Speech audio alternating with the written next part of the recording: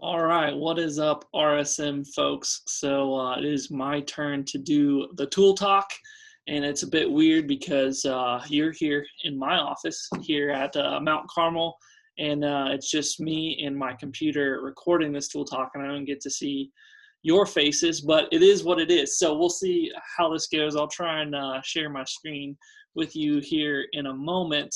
But my tool talk is communicating through listening. And I don't know about you, but listening is something that we have to do on the regular. And some of us are probably better at it than others, but it takes work. But I figured I would share with you a few things. I am married and I am a dad, so I'm going to try and share my screen with you guys so that you get to see this, and we'll make this full screen.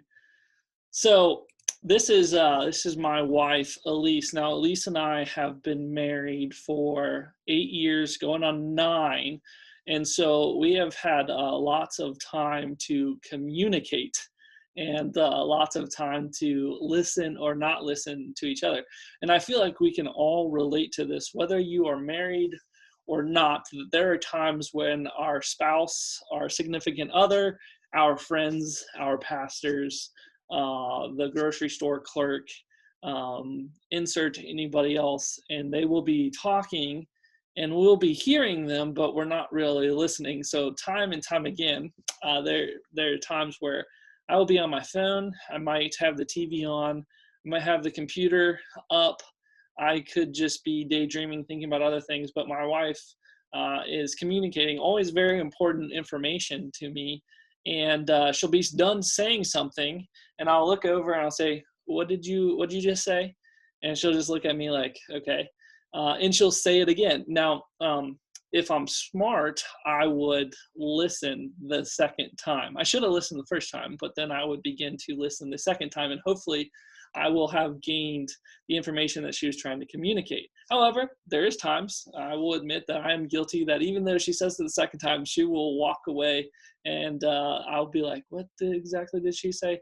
What does she want me to pick up from the grocery store? When do I need to pick up the kids?" And whatnot. And so this is always a challenge for us, this idea of listening through communication, that there is a challenge for us to listen to those that we're in relationships with. Now, the tables turn, because while I am guilty of doing this to my wife, not truly listening to the words that she is saying, the tables turn, and I'm also a dad. And so here's a picture of my two boys. Cameron is on my left, your right, and Cole is on my right. Uh, I did not say that right. Nonetheless, my oldest is the taller one. Cameron is the taller one, and Cole is the one over my right shoulder, the younger one. So Cameron is 6 and Cole is 3. Now, there are times where, especially if the TV is on, I might be leaving the house in the morning. The TV is on, and I'm trying to tell them I love them and that I'm going to work, and I'll see them when I come back. And they're not hearing a word that is coming out of my mouth. I literally either have to turn the TV off or put it on pause or take away whatever they are doing to say, "Did you just hear me?" And there are instances where maybe arguments happen. They are brothers, and so arguments happen and timeouts happen, and have to separate them. Sometimes they have to go sit on the steps, whatnot. Those that are parents might understand this, but I go back to them and I tell them, "Hey, here's what you did wrong, or maybe here's what we should try doing next time." But you know how it is when our emotions kind of get in the way sometimes. We're not really listening. We're hearing, but we're not listening. And so there's times where I have to say, "Do you hear me? Do you hear what I just said? Or what did I just say?" And so often, I don't know. And so I say it again. And so again, there's this challenge from when we are young all the way through our teenage years and to our adult years. until we are old, we are veterans in life, that listening is a challenge. And so that's why this, I guess, is a tool talk. So, and it's just my turn. So I kind of did some research, and I'll kind of share some stuff and with you guys, figure out what I learned, and maybe we can be better listeners. So I pulled up some, the dictionary definition of hearing versus listening. And I thought this was interesting. Now, these are just the dictionary definitions. But you think about this, when we are babies, right? When we are very young, our parents or whoever is in our life, they are teaching us how to speak, right?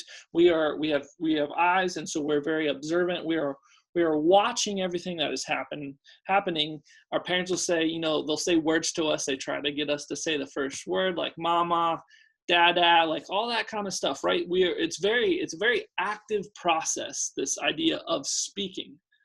But hearing and listening are kind of different, right? We're not really told or taught how to hear. Like, unless there's a medical issue, there's not much that has to go into hearing. Hearing just happens, right? But more work has to go into teaching how to listen. But how does that happen? So, but first, I think we have to get into a little bit of the definitions. Like, what is hearing and what is listening? And so hearing, this is just the dictionary definition, is the faculty or sense by which sound is perceived. You hear a noise and your brain recognizes it, right? It just kind of happens. Like, if you're sitting by a window, you might hear the birds chirping, or you might hear cars go by. Like, you just hear it. It is the act of perceiving sound. You might hear the smoke detector beep. You might hear voices like in the other room. Like, that is just what hearing is. It just kind of happens to us. But listening is a little bit different, and is to give attention with the ear. Attend closely for the purpose of hearing. Give ear, or in other words, to pay attention, to heed, to obey. And this is the hard part, because we can be literally not trying, doing nothing, and we can hear. We will hear noises, we'll hear words, whatever. We hear noises. Listening is totally different. We actually have to do something to actually listen, right? And so we have to think about listening. We have to think about the words that someone is speaking. We have to think about what is going on. We have to think about body language, all of that. And so it kind of gets complicated. And this is where the challenge goes. And this is where there are times where my wife is speaking to me and I'm not listening to anything she's saying. There is time that I am speaking to my children, my two boys, and they're not listening to anything that I'm saying, because it takes two. It's not just, doesn't just happen. So listening to understand. So obviously hearing is very different than listening. We can hear words or noises and not truly listen to them nor understand them. So for example, I was thinking about this, right? I can hear the birds chirp outside. The chirping means nothing to me, but if I listen closely and I have at least a little bit of knowledge or education, I might be able to decipher what kind of birds they are. Or I might be in the other room and I can hear voices down the hall. I can just hear those voices, but if I listen and I take some time to understand, I might be able to determine whose voices they are, right? Or I don't know if you've ever heard a beeping sound in your house or maybe in your church building.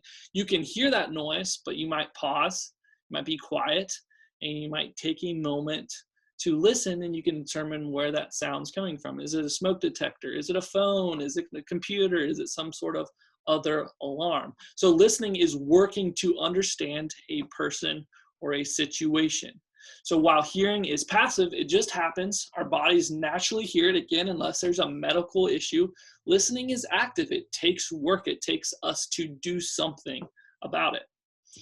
And so I found kind of some 5 things that we have to do to become better, effective, active listeners. And the first one's pay attention. Again, this is where I'm guilty of this over and over, whether it is listening to my wife, or if you're a church staff person, or even if you're not, if you have ever sat in a long staff meeting, right? It is difficult to truly listen through the duration of that meeting rather than just hear. So here's some things to help us be better listeners and to communicate more effectively to the people that we are around. And the first is to pay attention, to look at the speaker directly, right? I don't know if you've ever been in a conversation, I'm sure you have, we all have, where somebody's on their phone. Again, my example with my wife, or maybe even a staff meeting where somebody they no longer have direct eye contact with you and they're looking down at their phone. Again, they might have something very important. They might be texting a family member back, but just that small moment where we are now looking at something else, looking at our computer, looking at our phone, that eye contact takes us from listening back to hearing. We might pick up a little bit about what they are saying and what they're communicating, but if you were to call on that person right at that moment that they're looking at their phone and say, hey, what did I just say? They'd probably look at you a little confused and embarrassed because they probably didn't pick up everything. And so it's important for us to put down the distractions, to put down the phone, turn off the TV, at least mute the TV, put down the computer, or whatever is distracting us. So the first thing for us to be effective in our listening and communication is to pay attention. Second thing is to show it. We must show that we're listening, engaged in the conversation, so that you have to acknowledge that you understand. And so this is so helpful. This is kind of the nonverbal cues here, but when we nod along, like, yes, I understand what you're saying, or no, or if you're confused, kind of asking those clarifying questions. Like, body language is crucial here. And this is what I'm not very good at, because for so often for me, I sit with my arms crossed. Now, in certain audiences with certain people, this is not uncommon and it would not throw them off at all. But if it's somebody that I don't know very well, or if this is a very important conversation, depending on the context of what we're talking about, crossing arms is going to be a big turnoff for that person. It's definitely going to discourage communication. And it's going to show that maybe I'm not so engaged in the conversation with them, or maybe I'm upset about what they're saying, or I'm already thinking about what I'm going to say in rebuttal to them. So we have to show that we are engaged in the conversation. And then there's going to be times where we have to provide feedback. Now, this is a little bit like with a grain of salt. It's a little bit of give and take, but I think providing feedback in any sort of conversation is effective. So we have to ask clarifying questions, right? And so if we're unsure about something, ask a question. Did I hear you say this, or did I hear you say that? Or is this what you're trying to say? And then at times, periodically summarize what you've heard. We have somebody on staff here that's really good at this. So towards, in the middle of a conversation, towards the end of a conversation, they'll kind of summarize what I have just said to them. And this gives them kind of clarity into what I've said, and then gives me as the communicator an opportunity that if I think if I've miscommunicated or they've taken something the wrong way, to kind of pull back on that and to clarify that a little bit more. And then we have to defer judgment, allow the speaker to finish their thoughts. And depending on what kind of conversation this is, whether this is a staff meeting or this is an argument with your spouse, your children, or your friend, this can be a major challenge.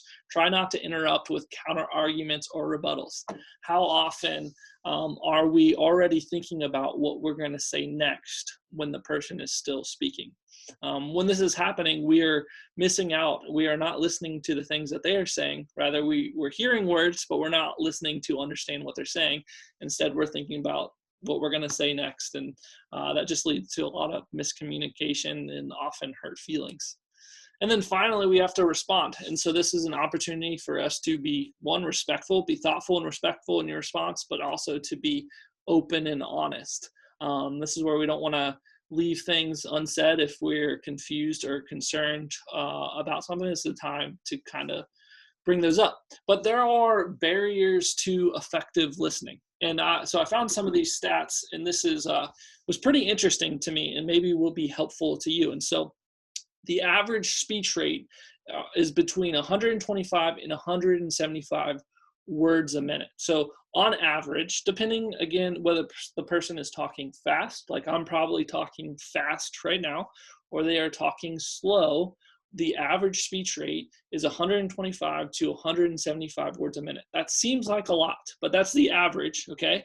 But our minds can process at a rate of 400 to 800 words a minute. That is crazy. So our minds can process a lot more and a lot faster than what we can speak. And so when we're in conversations, our minds will naturally begin trying to fill the void. We get bored, and this is how we get easily distracted. And so when somebody is talking, if we are not fully engaged and active in our listening, we're going to be thinking about other things. We're going to think about what we're going to say next. We're going to think about rebuttals. We're going to think about what we're going to have for lunch later.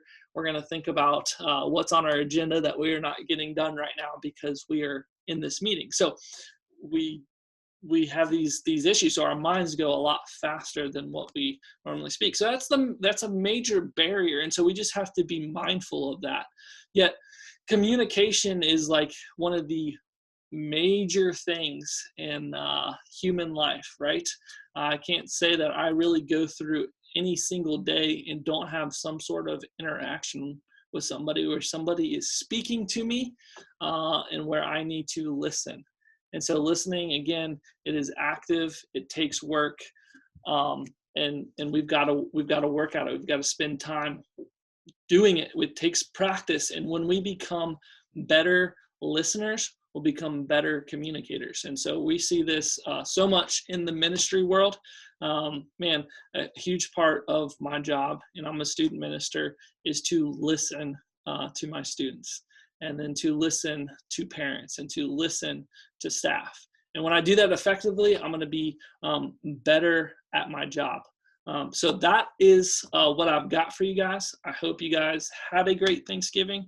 I hope you'll have a fantastic Christmas. I know it is a crazy season for us. Be safe, be good. I'll catch you guys later. See ya.